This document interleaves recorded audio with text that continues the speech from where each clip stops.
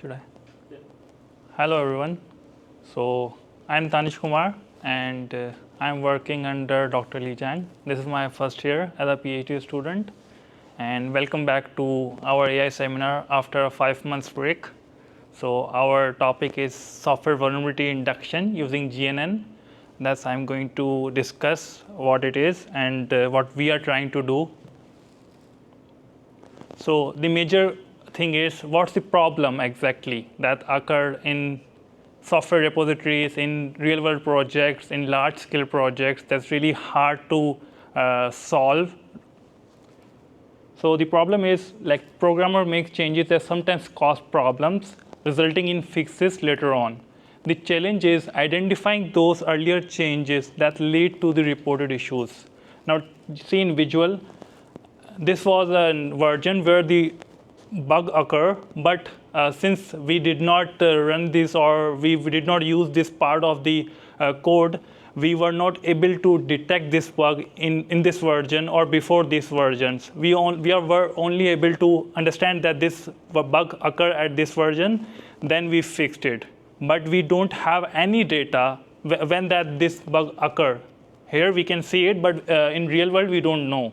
So that's what we are trying to identify, how we can track and find this data using GNN. Why you don't know that, since you have fixed it in the version 1.18?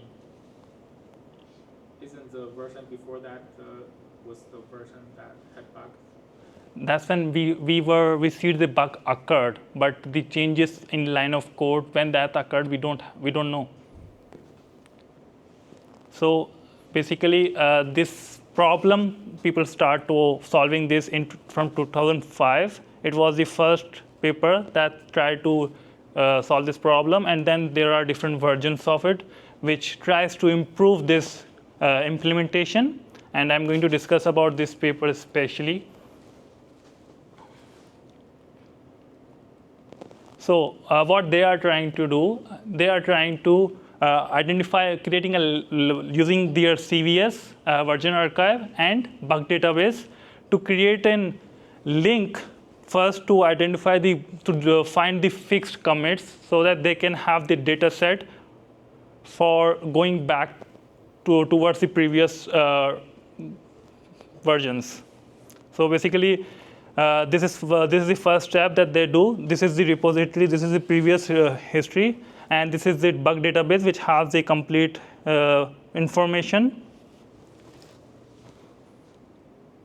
So here, what they divide their work into 3 steps. They start with the bug report. They have all the information about bugs, all of the versions, and then they validate the data set to make sure the data set is correct. So they identify the fixes by using 2-step process. First is synthetic analysis, second is semantic analysis, then their third step is locating the fix-inducing changes. So how do they start? So for data acquisition, they use version archive, which is a CVS, and they use bug tracking system, which have the information of bugs, and that is Bugzilla.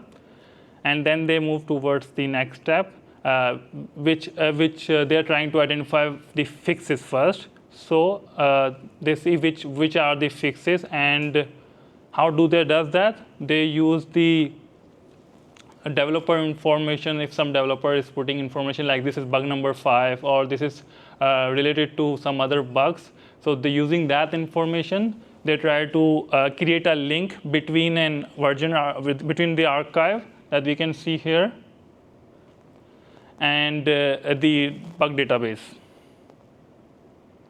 But how do they did it? So they took a log message whenever we can say the commit, I think, and using that log message, they split that log message into tokens to identify if there is any you can say fix this keyword in the log message or some bug number in it. They basically use regular expressions to identify this thing, and they based on what they get, they score them from 0 to 2. If there is a bug number, they call it 1. And if there is a log message that contains fixes, bugs, or defects, they score that as a 2. But let's say, okay, we have an example here. Okay, so here we can see it's fixed bug 53784, and based on this expression, they have a regular expression that they matches, and they give this score of 2. And based on only numbers that they said that this is only a bug number, but they're not sure, so that's why they this is 1. This have confidence, synthetic confidence of 1, and then since it doesn't have any information, it does have number, but it also have some information that is not related to bugs. So the confidence of this one is 0. Now, they only got this information based on the log message. They haven't utilized this link yet with bug database. So to validate that, they move towards the semantic analysis section, where based on these 4 categories, they measure either this is really a bug, so that they can filter their database or not. So first category is that bug B has been resolved as fixed at least once. If some bug is resolved as fixed, that means that was a bug. And if there is a description of alignment of log message and the bug report data, if there is an alignment of text, then that's also a bug. And the author of the transaction T has been assigned to the bug B. So usually in real world, whoever's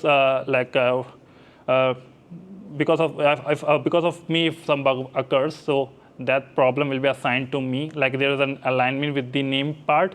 So they also use that expression, and one of the more of the files affected by the transaction that have been attached to the bug. So this is the transaction T.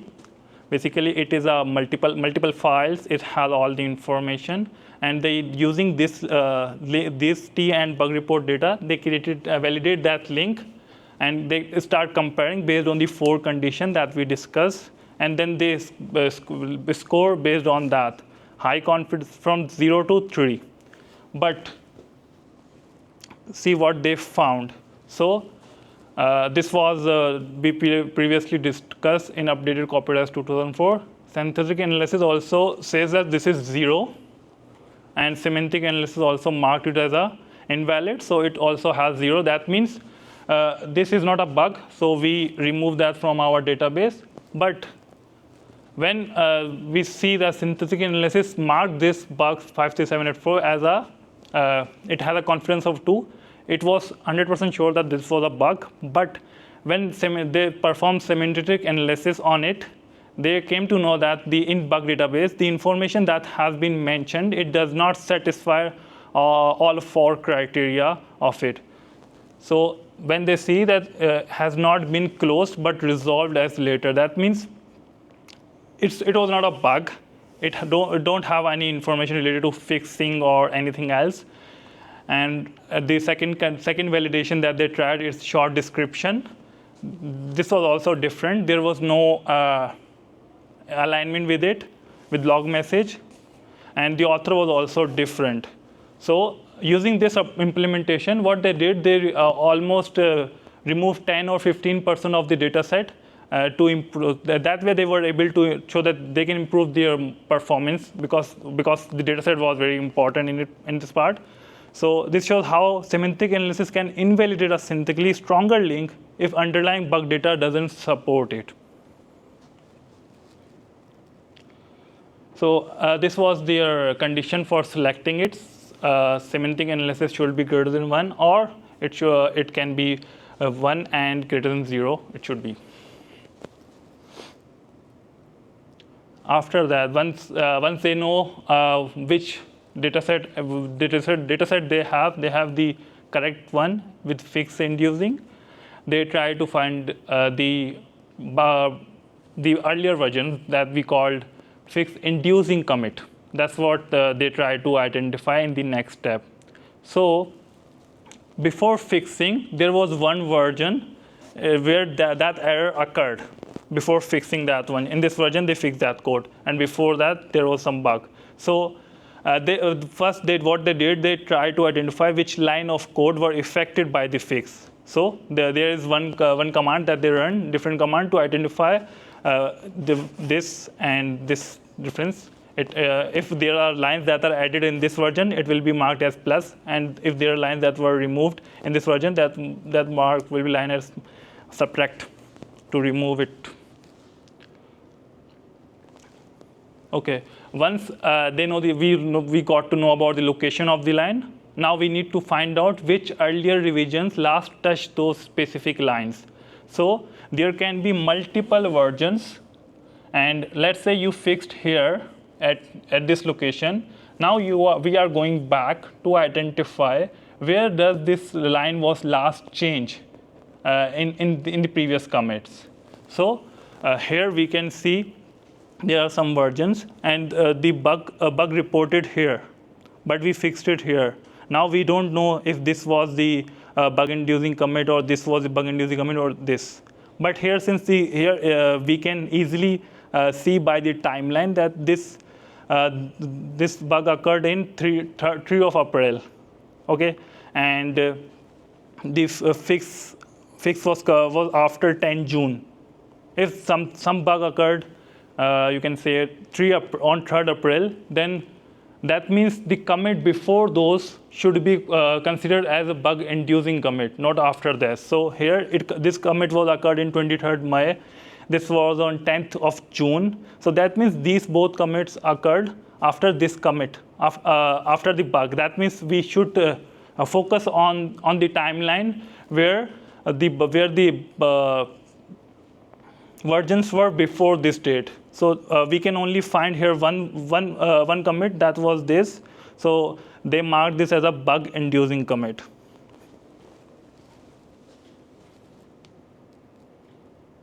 So overview of this paper was they start with a bug report, and they first identify fixes by performing their customized implementation of synthetic and semantic. Then they try to identify the fix that induce the changes. So after this paper, there were some other implementations that try to improve the precision of this paper. Another version of it is Azizi that try to filter out blank lines, flagging comments, and other changes. And another thing was refactoring. Even if you refactor some code, it was the BSZ was marking it as a bug-inducing commit, even if it was not. So in this version, they tackle this refactoring part using two tools, differ and refactoring minor. Both of these are different tools. We can use any of these one for our task. But still, this implementation was still not very correct. Let's take an example here. This is an example where there was 37 additions and 17 deletion, and based on what we learned about SEZ, it will consider every deletion and every addition. Okay, but here we can see this line. It doesn't throw any bug. It just changes the log message, nothing else. But still, our algorithm will consider that, and that's why it is not efficient completely. And there were some limitations that were discussed in some other parts, that SSS assumes that bug-inducing and bug-fixing commits are highly correlated in the code hunts. It's not systematically validated. We don't have any proof if they both are relevant or not, and we don't have any semantic meaning of lines. We are not even considering what part of code was changed, and they are dealing on line basis. Basically, they are only dealing with line, but there can be scenarios where the bug is occurring because of some other line, not of itself, and it has low precision as compared to what we expect. So how we can use GNN to improve the performance. I think that's the main part for AI seminar. So there has been one paper which is trying to improve the performance of SSG by ranking the root cause of deletion line in the bug fixing commit. And what do they do? So first they construct a graph, and on that graph they use heterogeneous graph attention network, and then at the third base they use ranking deletion nodes to rank the deletion lines in a bug fixing commit. Now let's talk about graph construction part. So this is some of the basic basic terminologies that we need to know before we move towards the graph construction part. Let's say this is a code. This is a simple one-line code, and when we construct an abstract syntax tree of this representation, it breaks down each of the part into nodes, and it has connection which tells us how does this work, how was the flow of our equation basically here. And each of these edges can vary. There are different kind of edges. Let's start with control flow edge. So what does this edge does? It shows us the operation in a program such that one operation will be executed after the other. So in this we can see to get this operation done, we first need to have a number. So this depends on that. So control flow edges help us to go through the graph. After that, there is a data dependency edge, which shows us between two operations in a program, such that data produced by one operation is consumed by the other. That's easily visible here. If some variable value is something related to something else, it will fall here, or either it will go here. And after that, we have call graphs, which call the subroutines in a program. And another type of edge is call member reference graphs that represent relationship between class and their member variables, and outside of that also.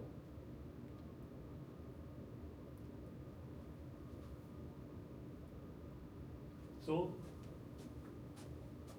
we are going to discuss this first now, since we know how abstract tree and syntax tree construct and what are these edges which exist between them. So this is previously this is a version which is before fixing our problem, and this is the fixing commit. And what we did, this is let's say bug occurred here in the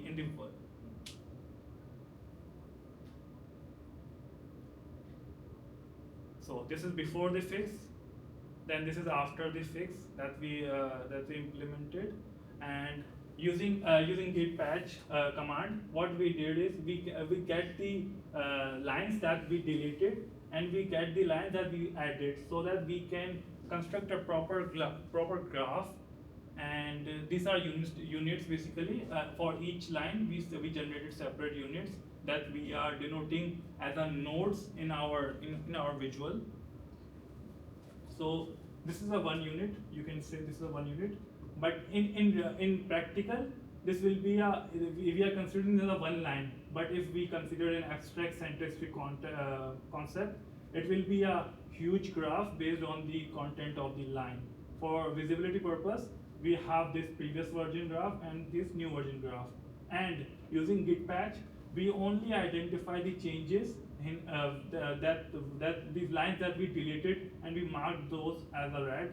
And here, the lines that we added in our new version, we marked it as a green, because our goal is to identify the root cause of deletion lines. So we need mapping of these and these. We don't need the extra nodes, so we are not going to consider it. After that, we extracted this part and this part here. Once we have the both deletion and addition graph, we do a line mapping here. Why line mapping is because there will be some cases where we did not remove the line, we just change the position of that line at some other location. So using line mapping, we identify if there are lines that were not deleted but moved to the other part of the code, then we map those lines, basically the lines that have the same meaning. It can be more than one. Right now we can only see one, but it can be many relations based on the code size.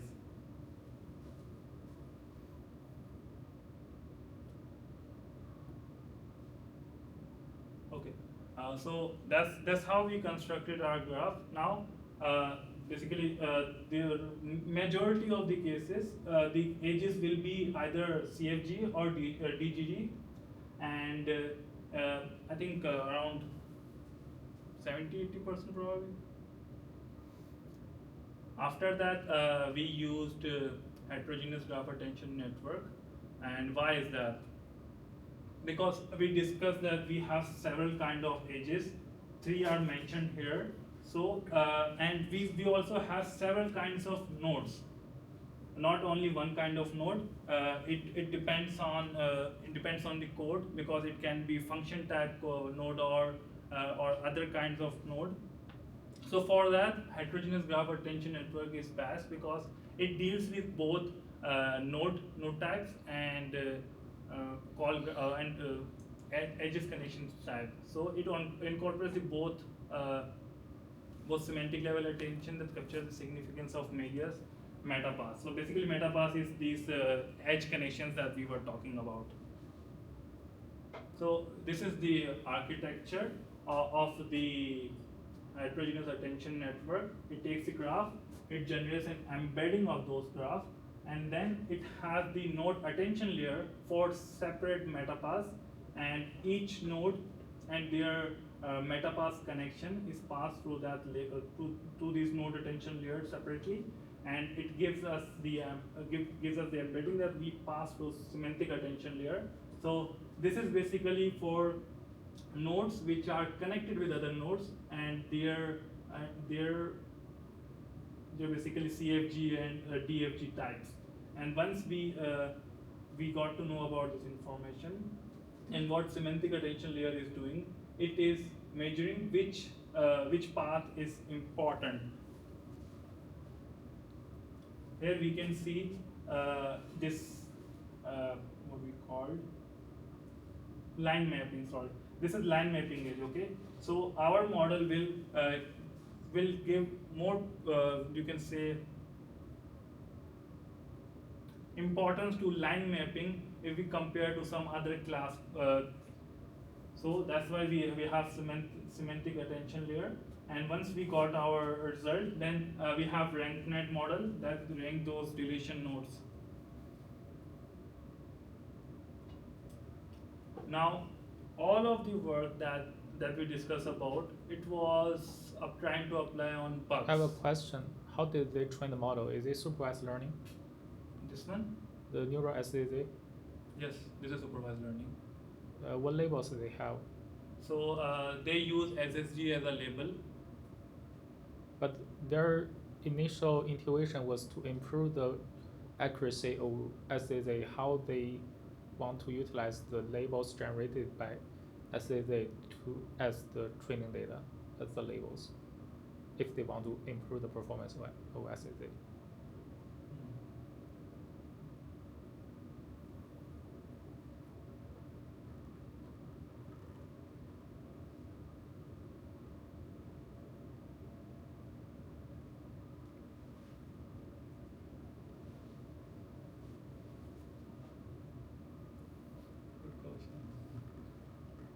Keep going.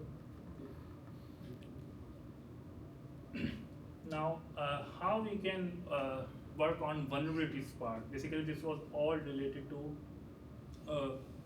bugs, but how we can apply SSN on vulnerabilities?